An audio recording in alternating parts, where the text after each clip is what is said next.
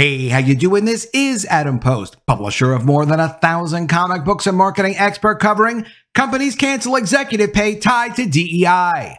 Let's get into the story. Before we do, please be sure you are subscribed to the channel. Click the bell for notifications. Give me a thumbs up. I really appreciate you guys. Coming from Bloomberg, Starbucks drops executive pay package tied to DEI amid conservative pressure.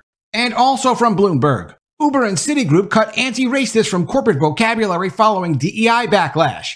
Mandatory allyship, unconscious bias, and pay goals are deleted. And also from Bloomberg, Tesla drops minority worker language after Musk's rants over diversity initiatives. From Bloomberg, Starbucks drops executive pay package tied to DEI amid conservative pressure. Coffee chain to set aside more pay for financial performance.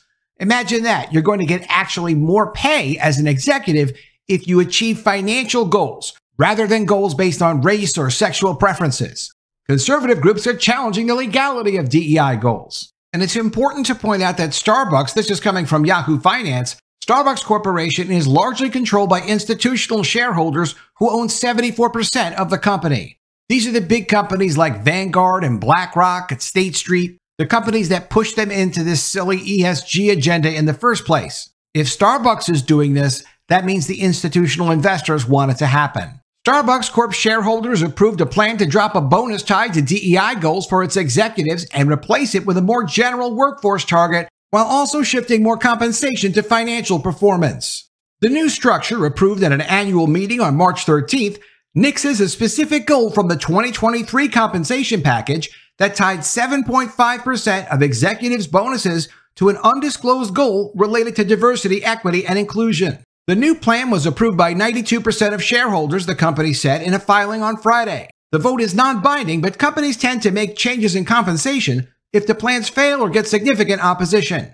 The coffee chain first said it would include ESG-related targets in executive compensation in October 2020. Starbucks' equality, social, and governance goals will be part of a longer-term incentive program that makes up about 25% of bonuses that no longer mentions DEI, referring instead to talent. The portion of the bonus paid for hitting financial targets rose to 75% from 70%. In an earlier regulatory filing, the company said it opted to modify the talent metric to include a broader spectrum of the workforce and provide for different representation improvement targets in connection with this change. It said it made the change after meetings with shareholders. Starbucks declined to comment. Conservative activists have been targeting executive compensation that rewards leaders for meeting DEI goals because they contend that such incentives might encourage illegal hiring behavior to meet company diversity targets. Well, of course that's what it does. What gets incentivized gets done. It's part of a broader backlash against corporate diversity programs after the U.S. Supreme Court ruled that affirmative action in college enrollment is illegal. Strive Asset Management, an anti-woke fund company co-founded by former Republican presidential hopeful Vivek Ramaswamy, sent a letter to Southwest Airlines Company in August warning it to end its executive compensation incentives for environmental and social goals. The group has also met privately with about a dozen large companies on the issue, according to Justin Danhoff, Strive's head of corporate governance, declining to name the companies. Strive plans to release a detailed report later this year after the proxy season ends, adding Strive voted against compensation plans and the chair of compensation committees at every company where there was ESG and DEI in the compensation plan. The conference board found that about 76% of Standard & Poor's 500 companies had DEI and ESG incentives in their compensation plan in 2023, an increase of about 67% in 2021. Those goals can include a mixture of climate and diversity goals, according to the study. Starbucks switch to talent avoids the term DEI, which has been weaponized by the opposition, while still making it clear the company is seeking to broaden the pool of applicants, according to Charles Tharp, a professor who teaches executive compensation at Boston University's Questrom School of Business. Companies use compensation plans to highlight issues they believe are important to investors, employees, customers, and the general public, Tharp says. He added that opposition to the incentives, such as a letter last year from 13 state attorneys general, questioning the legality of certain companies' DEI plans, will definitely spark caution going forward. But what I hope is we don't get to what I would call diversity hushing, where people don't want to talk about what they're doing, Tharp said. Yeah, but you need a lot more diversity hushing, because you can't have discrimination in the workplace, regardless of what your intentions are or what your incentives are. But it's much more than just Starbucks. Also from Bloomberg, Uber and Citigroup cut anti-racist from corporate vocabulary following DEI backlash. The corporate speak about diversity is getting an update. On the way out, phrases like anti-racist, unconscious bias, and mandatory allyship. Mandatory allyship? Yes, that's when they force you to submit to their agenda, because they won't accept performative allyship. If you remember, they've been talking about dismantling white supremacy, which is, just a specific attack on a specific race and normal culture. Now they've moved to identifying and dismantling performative allyship. This is why it's so important to see these things being pulled out of big companies, especially when these big companies are actually 74% owned by major institutional investors. That's the Larry Fink people. That's the people that pushed ESG in the first place. They see the backlash as too severe and they're cutting back. This is what they call performative allyship. Performative allyship is the act of outwardly appearing devoted to a cause while declining to take any major action to support it. Performative allies share their knowledge about inequity with others. So you would think that would be enough to go along and at least sing their nonsensical tunes. But it's not. Why not? Because you're not using your privilege and resources to make real change. According to Zochiti Leadsma, the director of Leading with Inclusion team at Catalyst. Essentially, performative allies are the people who talk the talk, but won't walk the walk. Don't submit to this agenda. Because if you submit to the agenda even a little bit, they'll push it further and further until there is nothing left.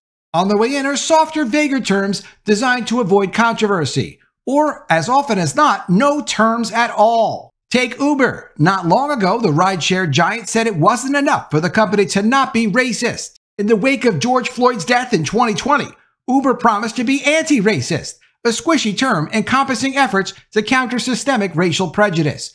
Except it really is just to be completely racist and prejudiced against one specific race and culture. Now, anti-racist has been struck from its latest corporate filings. Similar edits are getting penciled in at a wide range of companies as businesses big and small grapple with the conservative backlash against illegal diversity initiatives. And they are illegal. The changes might seem cosmetic, but taken together, they point to the new reality around diversity, equity, and inclusion, or DEI. Companies are under increased scrutiny after the U.S. Supreme Court struck down affirmative action in university admissions, thank you, Edward Blum, raising concerns that future rulings might curb corporate diversity efforts. At the same time, the decision has emboldened conservative groups to file lawsuits and target dozens of companies from BlackRock to Macy's over initiatives to hire underrepresented workers and exclude other people illegally from jobs they deserve to at least compete for, not be excluded from because of their race or their gender or sexual preferences. Billionaires including Bill Ackman and Elon Musk have seized on the debate, launching their own public campaigns against DEI. Well, companies are being responsive and sensitive to changing political environments on DEI initiatives because the pushback has led to lawsuits, said Tom C.W. Lin, a professor at Temple University's Beasley School of Law. They're aware of the litigation surrounding these issues. Uber and Citigroup, which had previously touted anti-racist practices in its lending business, both dropped the phrase from regulatory filings in February. And if you're wondering what exactly is an anti-racist lending practice, I guess you exclude certain skin colors and give loans to other people with different skin colors? Who knows? None of this makes any literal sense. It's just racism pushed into society. A spokesperson for Uber said that its filing talks about how the company strives to fight racism and declined to comment further. Citigroup's 10-K does not reflect any changes in our commitment to financial inclusion or to diversity, equity, and inclusion, a spokesperson said in a statement. The revisions were among more than a dozen diversity-related edits in annual filings at large U.S. companies this year as opponents of corporate DEI programs ramp up their search for evidence of bias in corporate hiring policies. The changes are showing up in the company's annual regulatory filings, also known as 10-Ks, where they give detailed information about performance, goals, and risks. The modifications were found using the Bloomberg Redline function, which compares similar documents for alterations in wording. Of the 82 filings reviewed by Bloomberg News, about 1 in 5 either removed diversity language or substituted words that could be deemed less controversial. All those companies had used the original wording in at least 2 previous filings. Many, including JP Morgan Chase & Company and United Parcel Service, dropped references to specific groups like women and LGBT workers that their diversity initiatives were meant to help. Coca-Cola dropped references to a program focused on promoting women into more senior roles after 3 years of mentions. Caterpillar and Amgen removed references to their membership in the 110 Coalition, which was formed in 2020 with a goal of helping to recruit or promote 1 million black workers into middle-class jobs that don't require a 4-year degree. Colgate removed mentions of mandatory allyship training.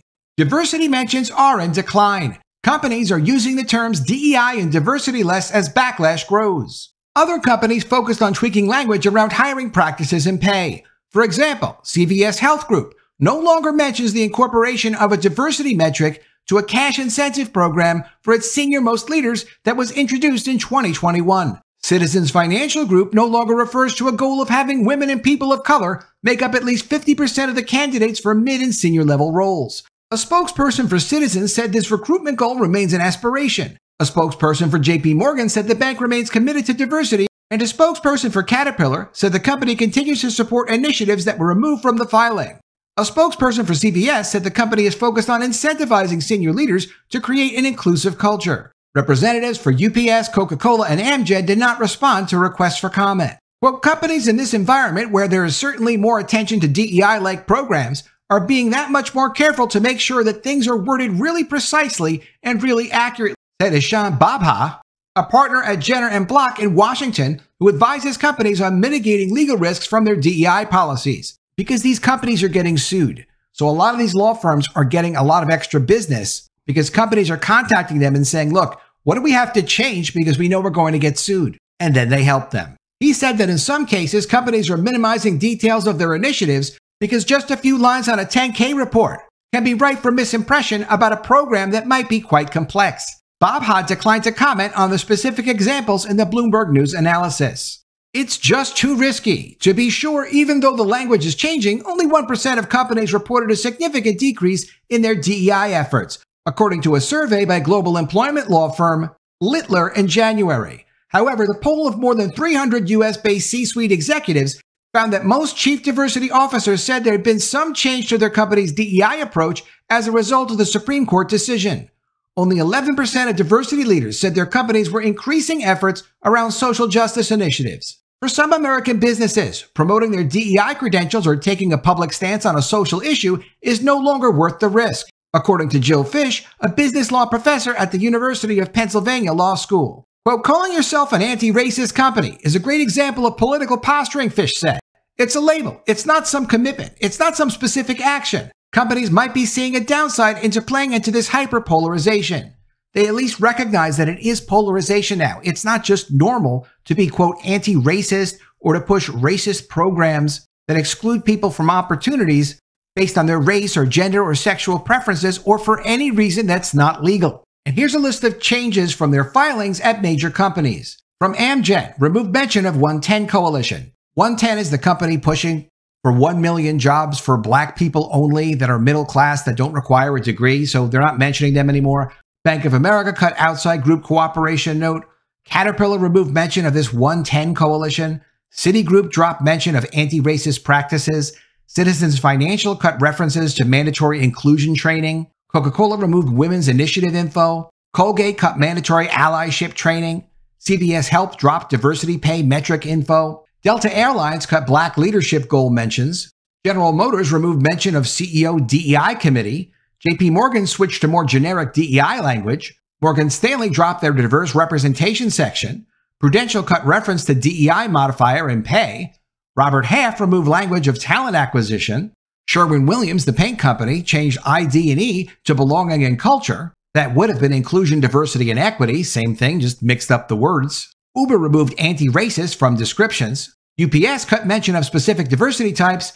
And Wells Fargo modified their description of leadership goals. Elon Musk has modified his use of minority worker language. This is coming from Bloomberg. Tesla drops minority worker language after Musk rants over diversity initiatives. Tesla removed language about having a majority minority workforce and empowering employee resource groups after Chief Executive Officer Elon Musk recently made comments criticizing diversity initiatives. In its latest 10K filing, released early Monday, Tesla omitted a line from a year ago that read, quote, with a majority minority workforce, empowering our employee resource groups to take charge in driving initiatives that attract, develop, and retain our passionate workforce is vital to our continued success. Musk has repeatedly denounced diversity, equity, and inclusion efforts in recent weeks on social media, calling them literally the definition of racism. In another post on Twitter, the social network he owns, Musk said DEI must DIE, referring to the acronym for diversity policies. The latest filing still notes that Tesla's human resources policies are designed to promote fairness and respect for everyone, and the company says it won't tolerate discrimination over race, religion, sexual orientation, or other characteristics. The backlash is working, the lawsuits are working, the pushback is working. Companies are realizing they are going to get sued, they are going to have problems if they continue with racist agendas that exclude people based on their race, their gender, or their skin color from job opportunities. Starbucks is one of the most woke companies you could possibly find. For their ownership, institutional investors, big investors, controlling 74% of their stock, to vote to approve a program that no longer ties compensation to DEI initiatives is a great step in the right direction. And of course, we also see in Bloomberg multiple changes from other companies phasing this nonsense out of their business. There is still a long way to go, but it's going in the right direction. Let me know what you think of all this in the comments below. Always love to see your ideas. Please be sure you are subscribed to the channel. Click the bell for notifications, give me a thumbs up, and I'll see you again soon with another story. And if I don't see you, I will miss you.